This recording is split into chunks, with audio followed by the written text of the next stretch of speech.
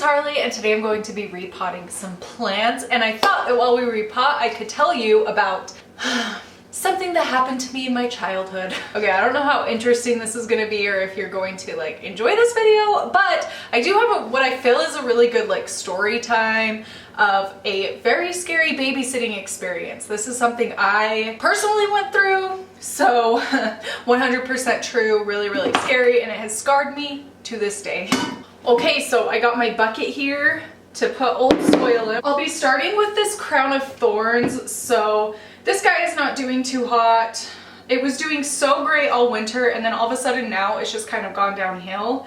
So I need to move it, I think, into a smaller pot. I think that that's what's happening, but like it just lost a whole bunch of leaves all at once. I don't know, I'm just gonna repot it into something smaller and hope that helps. This was one of my first plants, and I don't know why it just randomly wasn't doing well. Okay, so to start the story, this was in my later junior high school years. So where I live, 7th, 8th, and 9th grade is junior high school. So I think this was 8th and 9th grade specifically. I babysat for this family that was in my town. It's a really small town in Utah. So like basically you can walk pretty much everywhere, but it's really small. So I used to be LDS, I'm not anymore, but these people were in my ward. They did live like, I want to say 2 miles away. I could just walk there after school to babysit or whatever. We knew them through church. When they asked for me to babysit, my parents said it was okay. My grandparents have known them. I would just walk there after school or whatever,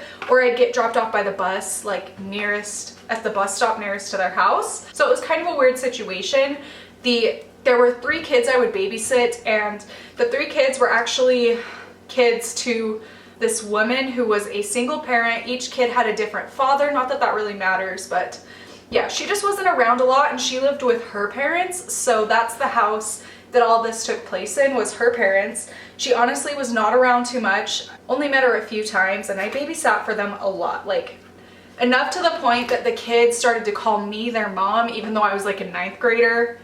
I know, weird. Okay, I was there a lot. And then not only that, the grandparents went on a lot of like mission trips, and they would like collect toys and goods and things like that, and then go on like week-long trips to Mexico to deliver them, to donate them to people in need there, which is really awesome of them. But they were gone a lot, so I was babysitting a lot. They paid really well, and a few times I did end up having to sleep over at their house. There was a point when like things got really weird, and that's the night I'm going to tell you about, okay?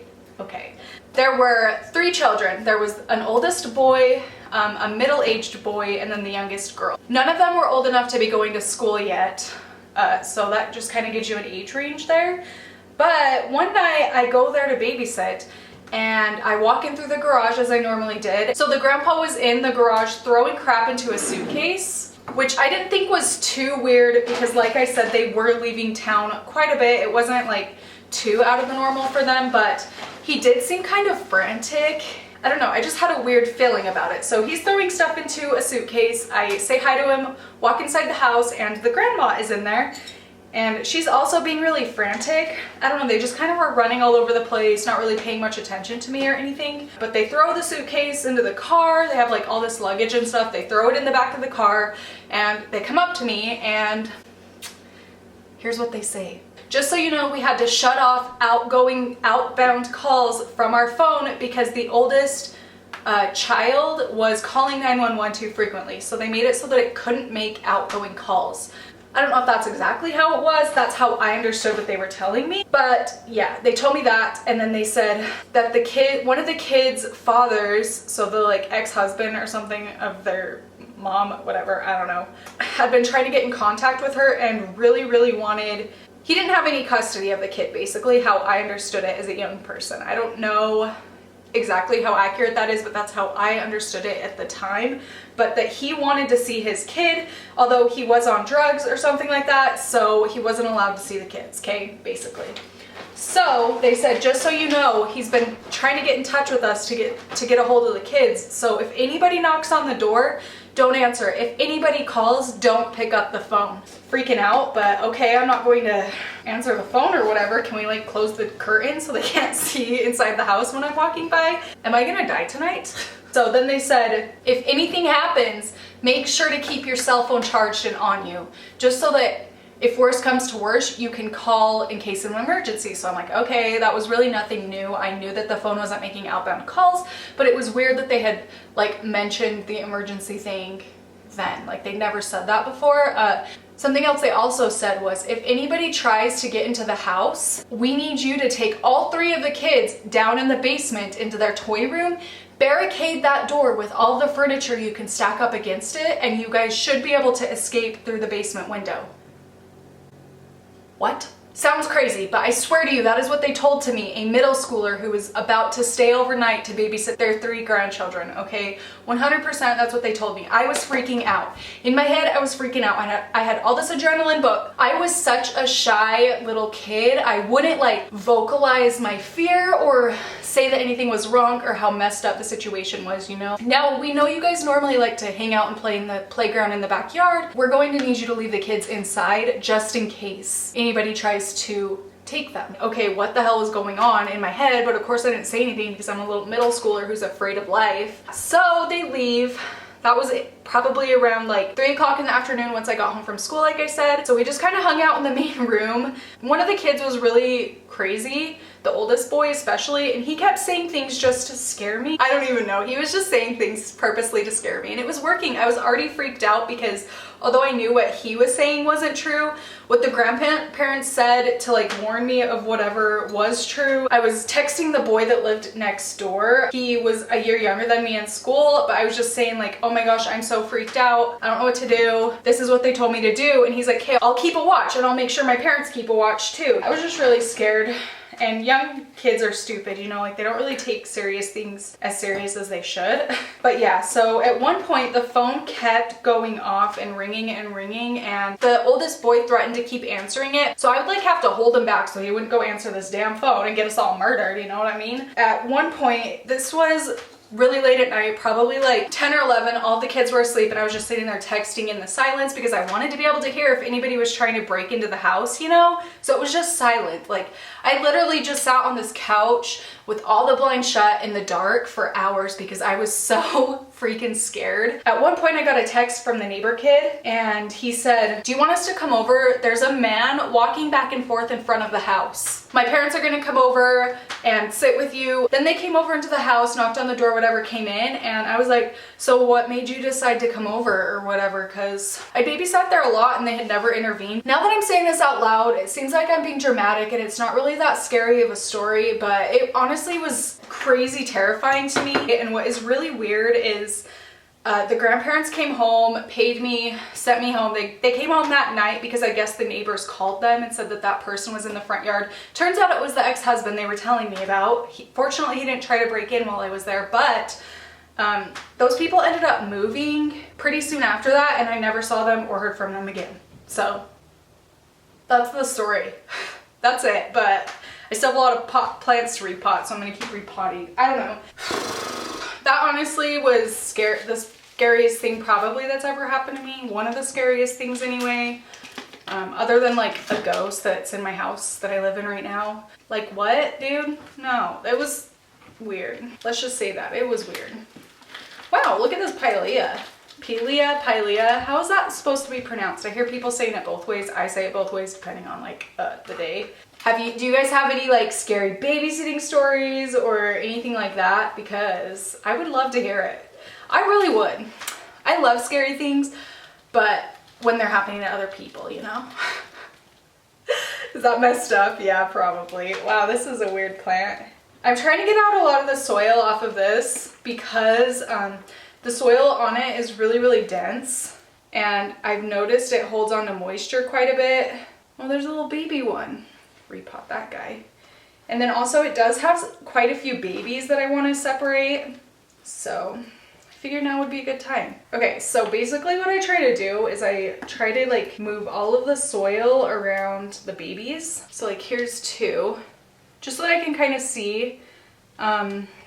Just gonna go ahead and break it off. Some of the smaller ones, I'm probably just going to let them chill here till next time I repot them, probably like a year or 2 from now. But there are a lot of babies, which is exciting. And I just kind of pull them off. You can also use like a knife to cut them if you feel better about that. So it just kind of comes down to your personal preference, especially where the soil is so dense and they've been kind of overwatered. I have no problem doing it this way. This guy was really overwatered. I got him quite a long time ago from Cactus and Tropicals. I think I filmed a video when I hauled this guy, and I haven't repotted it since, although I probably should have because the soil it's in just is not great. But yeah, a lot of the roots broke off just as I was barely touching it. Wow, look at that baby. That's a cool one. This video is all over the place. I'm really sorry. I just really wanted to tell that story. It was so scary. Fill it up a little bit. Just kind of hold it up where I want it to sit. This is gonna look really cute in this little pot. I'm getting soil everywhere as usual. It's fine. Okay, so now I have like it mostly filled up with soil. I'm just gonna tap it to fill in any air pockets. You don't want air pockets in your plant roots when you repot it, because if the root is exposed to just air, it can't absorb more moisture. It has to be touching moist soil to be able to absorb it. So pat down the soil and there we go. Look at how cute. I'm gonna pot up one of these babies in the terracotta. Now when you're getting like Pilea Peperomoides babies, you can root them in water if you want to, or you could just put them straight into soil, which is what I do, although I'm normally a water propagator. I guess it just depends on the plant. I'm going to put all of these in there together until they get a little bit bigger. There we go. Look at how cute. I love it. So this plant I actually got in the mail today from Brad from What the Flock Farms here on YouTube. I will link his channel in the description box. That was so nice of him. He just messaged me and said, hey, I found a watermelon peperomia and I purchased it because I know it was on your top wish list and I would love to send it to you. So that was honestly so nice. Thank you so much, Brad. He's just such a nice person. He and his husband post videos on YouTube as well, houseplant stuff, but then also bird stuff. like chickens and ducks and things like that. And then also home renovation stuff. So if you're interested in checking them out, I'll have the channel linked in the description. And this was seriously so nice of him to do. Like, what a nice guy. But I'm going to repot it. So it's a cute little nursery pot. The soil is very damp from shipping, of course. It's better for plants to have like moist soil during shipping. They seem to do a lot better that way. Break off some of this excess soil. I'm not going to try to break off too much from it because this is kind of a temperamental plant. There's some new baby leaves down there that were kind of buried in the soil. I'm so excited. I've been loving peperomias, and this is one you can never find available where I live. I'm going to keep it in a fairly small pot, so I'm just going to fill up the bottom section. I'm keeping it in a smaller pot because I really struggle with overwatering peperomia, and I feel like a small pot is going to help negate a lot of those issues. So it just comes down to getting to know like what your tendencies are, and my tendency is definitely to overwater. So the smaller the pot, the easier it's going to air out. Fill in around the edges. This is actually like the perfect size for this guy. It's a little bit bigger, but not by much. The roots are really shallow on this, so there is plenty of space down there for roots to grow downward, but then also like outward as well. Oh my gosh, that seriously was so nice of him to do, like think of me like that. YouTube has really led to a lot of really great friendships, you know? Plant people are so fun and supportive and all of that jazz, all the good jazz. Oh, my dog's barking, but I'm just gonna ignore him because I'm enjoying this. And I have to go to the gym after this, even though I just ate an entire Milton's cauliflower crust pizza by myself, and I'm feeling very sick. I have to go run. Okay, there's that.